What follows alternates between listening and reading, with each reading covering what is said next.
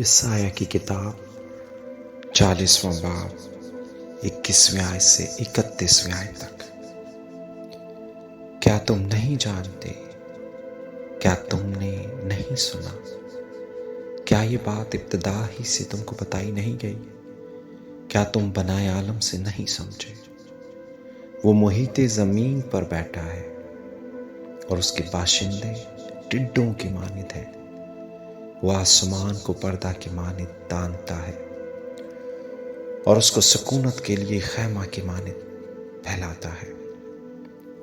وہ شہزادوں کو ناچیز کر ڈالتا اور دنیا کے حاکموں کو ہیج ٹھہراتا ہے۔ وہ ہنوز لگائے نہ گئے، وہ ہنوز بوئے نہ گئے، ان کا تنا ہنوز زمین میں جڑ نہ پکڑ چکا کہ وہ فقط ان پر پھونک مارتا ہے اور وہ خشک ہو جاتے ہیں اور گرد باد ان کو بھوسے کی مانند اڑا لے جاتا ہے۔ وہ قدوس فرماتا ہے، تم مجھے کس سے تشبیہ دو گے اور میں کس چیز سے مشابہ ہوں گا؟ اپنی آنکھیں اوپر اٹھاؤ اور دیکھو کہ ان سب کا خالق کون ہے۔ وہی جو ان کے لشکر کو شمار کر کے نکالتا ہے اور ان سب کو نام بنام بلاتا ہے۔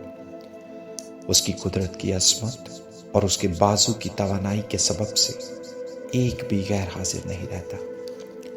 پس اے یعقوب تو کیوں یوں کہتا ہے، اور اے اسرائیل تو کس لیے ایسی بات کرتا ہے کہ میری راہ خداوند سے پوشیدہ ہے اور میری عدالت میرے خدا سے گزر گئی؟ کیا تو نہیں جانتا؟ کیا تو نے نہیں سنا کہ خداوند خدائے ابدی و تمام زمین کا خالق تھکتا نہیں اور ماندہ نہیں ہوتا؟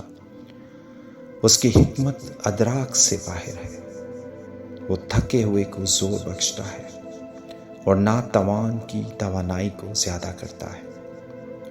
نوجوان بھی تھک جائیں گے اور ماندہ ہوں گے اور سورما بالکل گر پڑیں گے، لیکن خداوند کا انتظار کرنے والے اثر نو زور حاصل کریں گے۔ وہ عقابوں کی مانند بال اور پر سے اڑیں گے، وہ دوڑیں گے اور نہ تھکیں گے، وہ چلیں گے اور ماندہ نہ ہوں گے۔ آمین۔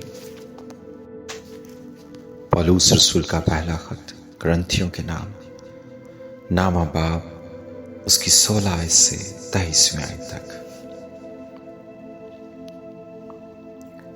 اگر خوشخبری سناؤں تو میرا کچھ فخر نہیں، کیونکہ یہ تو میرے لیے ضروری بات ہے، بلکہ مجھ پر افسوس ہے اگر خوشخبری نہ سناؤں، کیونکہ اگر اپنی مرضی سے یہ کرتا ہوں تو میرے لیے اجر ہے، اور اگر اپنی مرضی سے نہیں کرتا تو مختاری میرے سپرد ہوئی ہے۔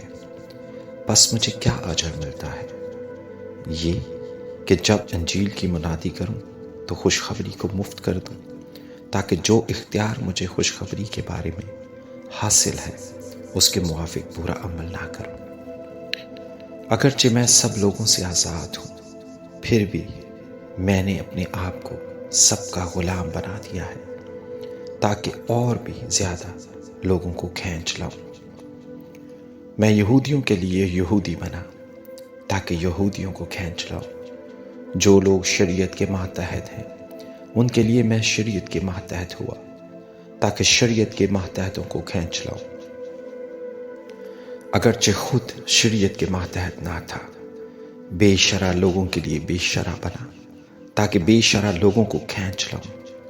اگرچہ خدا کے نزدیک بے شرع نہ تھا، بلکہ مسیح کی شریعت کے تابع تھا، کمزوروں کے لیے کمزور بنا تاکہ کمزوروں کو کھینچ لاؤں۔ میں سب آدمیوں کے لیے سب کچھ بنا ہوا ہوں تاکہ کسی طرح سے بعض کو بچاؤں، اور میں سب کچھ انجیل کی خاطر کرتا ہوں تاکہ اوروں کے ساتھ اس میں شریک ہوں۔ آمین۔ مقدس مرکز کی معرفت انجیل پہلا باب 29ویں آیت سے 39ویں آیت تک۔ اور وہ فی الفور عبادت خانہ سے نکل کر یعقوب اور یوحنا کے ساتھ شمعون اور اندریاس کے گھر آئے۔ شمعون کی ساس تب میں پڑی تھی اور انہوں نے فی الفور اس کی خبر اسے دی، اس نے پاس جا کر اور اس کا ہاتھ پکڑ کر اسے اٹھایا اور تب اس پر سے اتر گئی اور وہ ان کی خدمت کرنے لگی۔ شام کو جب سورج ڈوب گیا تو لوگ سب بیماروں کو اور ان کو جن میں بدروحیں تھیں اس کے پاس لائے اور سارا شہر دروازہ پر جمع ہو گیا، اور اس نے بہتوں کو جو طرح طرح کی بیماریوں میں گرفتار تھے اچھا کیا، اور بہت سی بدروحوں کو نکالا اور بدروحوں کو بولنے نہ دیا کیونکہ وہ اسے پہچانتی تھی۔ اور صبح ہی دن نکلنے سے بہت پہلے وہ اٹھ کر نکلا اور ایک ویران جگہ میں گیا اور وہاں دعا کی، اور شمعون اور اس کے ساتھی اس کے پیچھے گئے، اور جب وہ ملا تو اس سے کہا کہ سب لوگ تجھے ڈھونڈ رہے ہیں۔